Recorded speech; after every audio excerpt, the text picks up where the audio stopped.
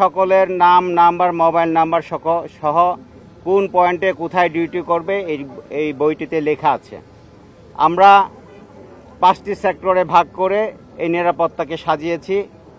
আমাদের সাথে আমরা সমন্বয় মিটিং করেছি, আমরা র্যাবের সাথে সমন্বয় মিটিং করেছি, ডিজিএফআই এনএসএফ এর সাথে সমন্বয় মিটিং করেছি, জেলা প্রশাসকের সাথে করেছি, আমরা সিটি কর্পোরেশনের সাথে করেছি, আমরা রোডস অ্যান্ড হাইওয়ের সাথে করেছি, আমরা ফায়ার সার্ভিসের সেনাবাহিনীর সাথে করেছি, ফায়ার সার্ভিসের সাথে করেছি, সবার সাথে মিটিং করে সমন্বয় মিটিং করে আমরা নিরাপত্তা ব্যবস্থা আমরা সম্পন্ন করেছি।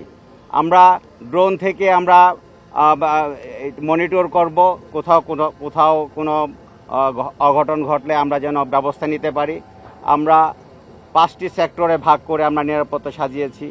16টি ওয়াচ টাওয়ার থাকবে এবং সেই ওয়াচ টাওয়ার থেকে আমরা নিরাপত্তা ডিউটি দেখব, বাইনোকুলার দিয়ে আমরা দেখব।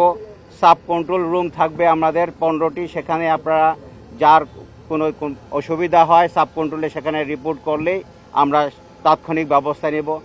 পুরো মাঠটি 335টি সিসি ক্যামেরার আওতাধীন থাকবে, যে সিসি ক্যামেরা দিয়ে আমরা কোথায় কি হচ্ছে এবং প্রতিটি জায়গায় প্রতিটি ইঞ্চি আমরা সিসি ক্যামেরাটা আওতা থাকবে। আমরা প্রত্যেকটি জায়গা আমরা লক্ষ্য রাখতে পারবো, যার মাধ্যমে আমরা নিরাপত্তা দিয়ে যেতে পারবো। রোপটপে আমাদের ডিউটি থাকবে 35টি রোপটপে আমরা ডিউটি রাখবো।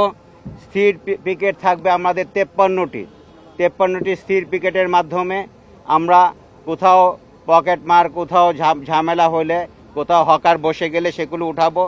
আমরা মোবাইল পার্টি থাকবে 20টি, যে 20টির মাধ্যমে আমরা মপ করে বিভিন্ন জায়গায় আমাদের ছোট ছোট দলে ছোট ছোট রাস্তাগুলো তাদের জায়গা থাকবে খুব অল্প পরিমাণ, সেই জায়গাটুকু আমরা নিরাপদে রাখবো এবং ক্লিন রাখবো।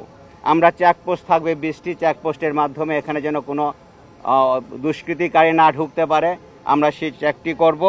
আমরা ফুটপাত উচ্ছেদ করার জন্য পুলিশ বাহিনী এবং ম্যাজিস্ট্রেটের সমন্বয়ে আমরা মোবাইল টিম গঠন করেছি।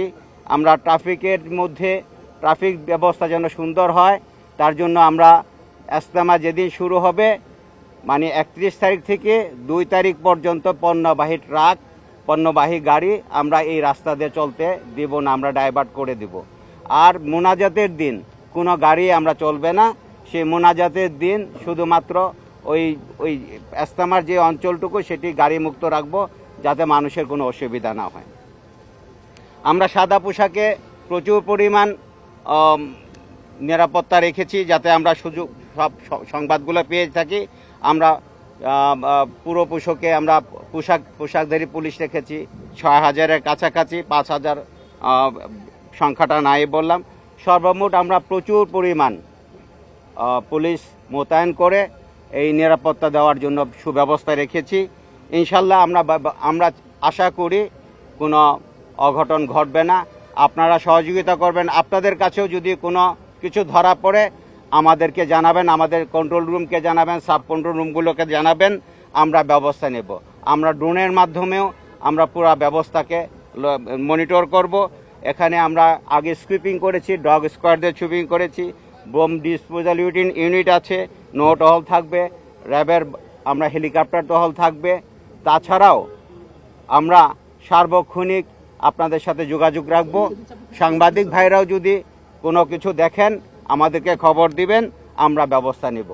আমরা নিরাপত্তা ডিউটি সাজিয়েছি সকলকে নিরাপত্তা দেওয়ার জন্য।